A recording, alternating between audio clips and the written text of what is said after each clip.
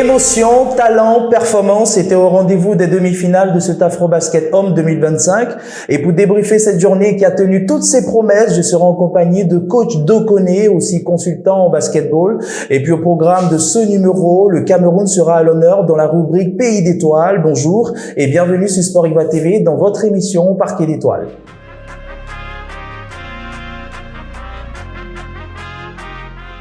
Notre invité du jour est coach de basketball, c'est coach Dokone. Bonjour coach. Bonjour. Bienvenue. Merci. Alors rapidement, comment avez-vous vécu ces demi-finales? Je dirais que je me suis régalé avec ces deux demi-finales et on a assisté à deux matchs dans deux styles différents. Avec la première demi-finale, nous avons eu affaire à deux équipes jeunes et qui ont basé leur jeu sur le jeu de transition, le jeu rapide. Et dans la deuxième demi-finale, nous avons vu deux équipes beaucoup plus expérimentées qui ont prisé le jeu placé et je pense que on a eu du répondant de part et d'autre et on s'est régalé. D'accord. Alors, je vous propose de regarder les résultats et statistiques de ces demi-finales.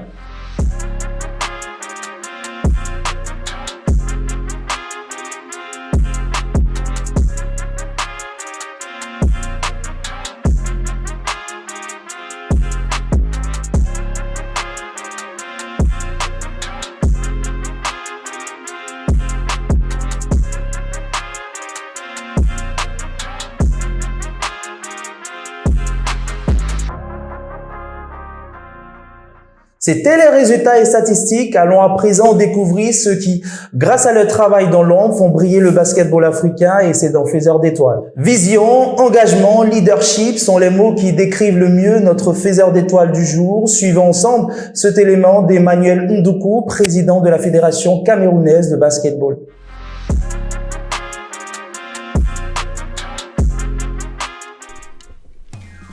Dans l'univers du basketball africain, certains noms marquent les esprits par leurs exploits sur le terrain.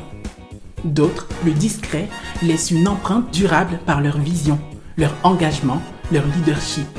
Samuel Ndoukou appartient à cette deuxième catégorie. Président de la Fédération camerounaise de basketball, ce dirigeant rigoureux et visionnaire a su redonner espoir à tout un écosystème fragilisé par des années d'instabilité. Mais son influence ne s'arrête pas aux frontières du Cameroun. Au Mali, son rôle a été déterminant dans le développement d'un modèle de gestion moderne et structuré.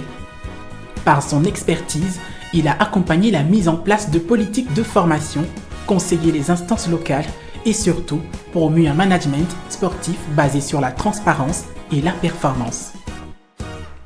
Grâce à sa vision panafricaine du sport, Samuel Ndoukou a impulsé une dynamique nouvelle entre les fédérations du continent. Des partenariats ont vu le jour, des échanges techniques se sont multipliés et sur le terrain, une génération de jeunes talents en profite déjà. Ce qu'il apporte est une méthode, une rigueur, mais surtout une vraie volonté de faire avancer les choses ensemble.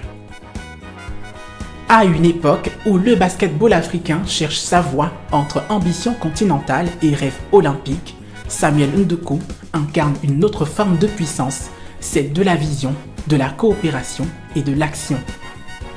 De Yaoundé à Bamako, il est devenu un trait d'union entre les fédérations, un bâtisseur silencieux dont le seul objectif reste le même, faire grandir le basketball africain pour qu'enfin il joue dans la cour des grands. Samuel Ndoukou, président, stratège, leader, le basketball africain lui doit déjà beaucoup et ce n'est qu'un début. C'était la rubrique Faiseur d'étoiles. Alors coach, que retenir finalement du président de la Fédération camerounaise de basketball? Je pense que c'est un grand leader et je pense que les deux fédérations maliennes et camerounaises ont compris la nécessité de collaborer parce que en Afrique, nos organisations sportives ont besoin vraiment de la collaboration de nos leaders pour pouvoir relever le défi de la qualité en termes de structuration, en termes de gestion des finances, en termes de gestion des ressources humaines dans nos différentes organisations et véritablement collaborer dans ce sens pour pouvoir relever le niveau du basketball africain. Je pense que c'est une bonne collaboration et je les encourage. Et je souhaite que d'autres pays puissent emboîter le pas à ces deux fédérations de sorte à ce que le basketball africain puisse s'améliorer de jour en jour. Et le basketball africain puisse s'améliorer de jour en jour. Aujourd'hui, dans Pays d'étoiles, le Cameroun est à l'honneur.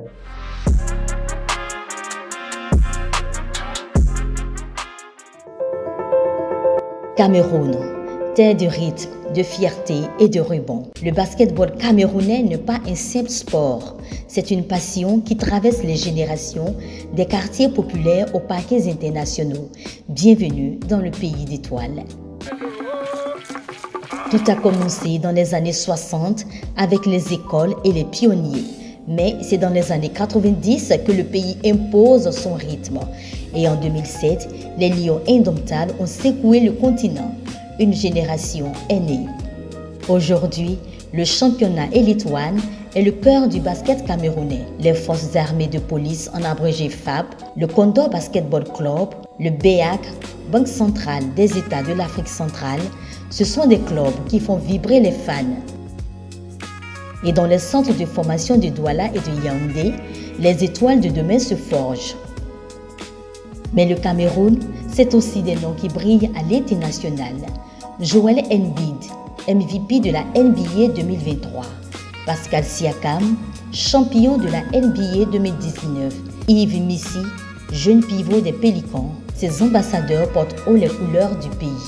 Et en ce moment, à l'Afrobasket 2025 en Angola, les Lions indomptables font parler d'eux. Jeremiah Hill, le meneur de Shalom Suissaon, a enflammé les quarts de finale contre l'Égypte avec 20 points.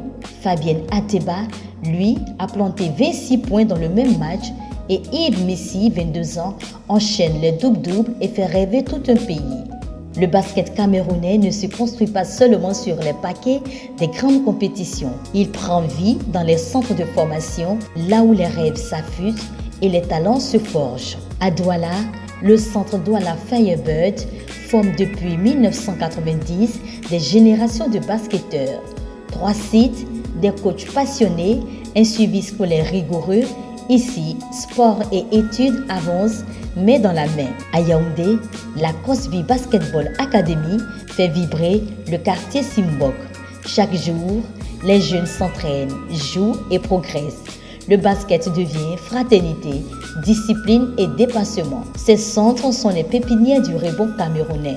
C'est là que naissent les futures étoiles. Et pour accueillir ces talents, le pays s'est doté de véritables temples du sport. Le palais polyvalent des sports de Yaoundé, avec ses gradins imposants et son parquet moderne, est l'arène emblématique du basket national. Le complexe sportif de Chapoma à Douala est une merveille architecturale. Sa salle de basket ultra moderne accueille les grandes affiches et les stages de préparation. Et que dire du complexe d'Olembe, conçu pour la CAN, mais qui devient aussi un lieu de convergence pour les disciplines majeures. Ces édifices ne sont pas que du béton, ce sont des symboles, des lieux où le Cameroun affirme sa grandeur sportive. Le basket camerounais a ses racines, ses visages, ses voix, et maintenant il a ses arènes.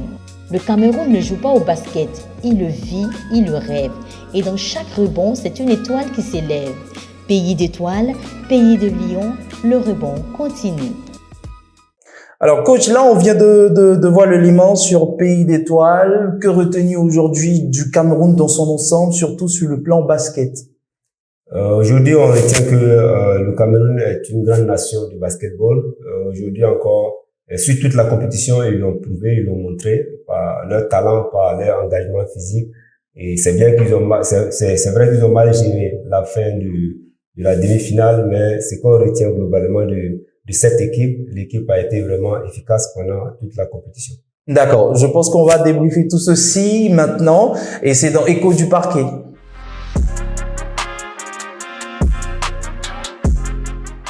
Écho du parquet, on va entrer dans le vif du sujet. Alors coach, dans l'ensemble, quel regard portez-vous sur cette demi-finale? Ok, au niveau de la première demi-finale, comme je le disais, dans la compétition, le Mali est monté en puissance. Parce que quand on regarde les premiers matchs, surtout le premier match contre le Sénégal, ils ont dominé le Sénégal et à la fin, le Sénégal a gagné de 10 points. Mais avec la suite de la compétition, on s'est rendu compte que le Mali s'est bonifié pour véritablement atteindre ce niveau et prendre le dessus sur le Sénégal dans cette demi-finale. Et de l'autre côté aussi, on a constaté ça avec l'équipe du Cameroun. Et aujourd'hui, je pense que chacun a montré de très belles choses. Alors, dans cette équipe malienne, on a Ouma Ballo, Siriman, Kanouté, voilà, qui ont fait partie des 5 majeurs de la Coupe du Monde U19. Avec le même coach également, on a aussi un Mahaman Koulibaly qui joue au championnat local, plusieurs fois meilleur marqueur déjà de cette compétition-là. Est-ce que finalement, c'est pas ce système de pouvoir former les jeunes à la racine qui permet à cette équipe de faire cet exploit?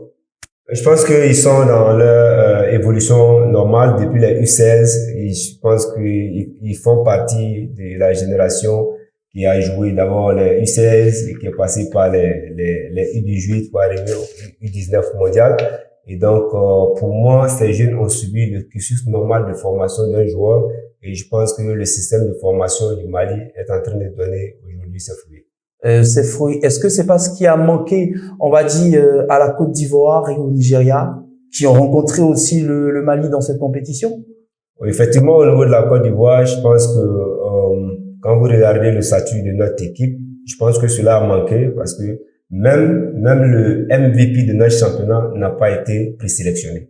Le Richkra. Oui. Et quand on regarde le statut de l'équipe malienne, il y avait pratiquement 5 à 6 joueurs qui étaient issus du championnat local. Oui. Donc moi, je pense que ça fait partie de la force du Mali et je pense que cela a manqué aussi au niveau de la Côte d'Ivoire.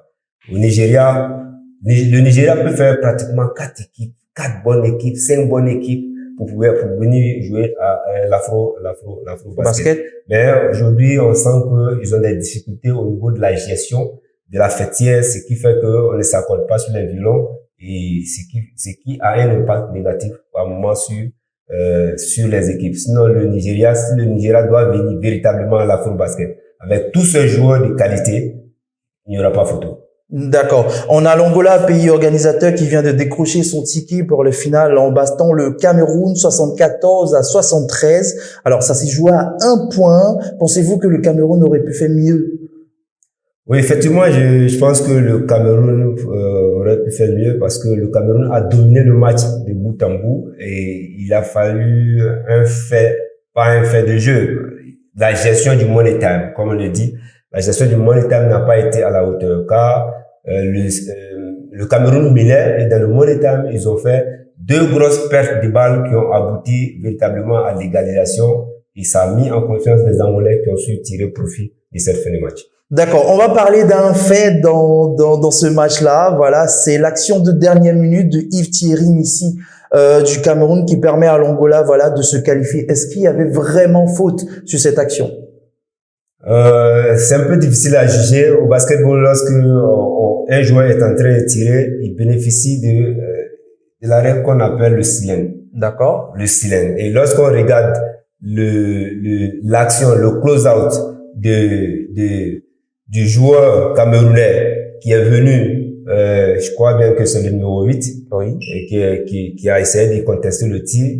Mais quand on voit l'espace d'atterrissage du tireur, on se rend un peu compte que c'est vrai qu'il n'y a pas eu grand contact, mais on se rend un peu compte qu'il était quand même dans le cylindre du joueur. Mais vu la physionomie du match, on aurait pu peut-être laisser, puisque ça n'a pas été une faute véritablement exagérée, on aurait pu laisser passer cette action pour pouvoir aller à une prolongation pour pouvoir faire la décision dans les 5 minutes qui allaient suivre. D'accord, mais les carottes sont cuites, hein, ça a été fait.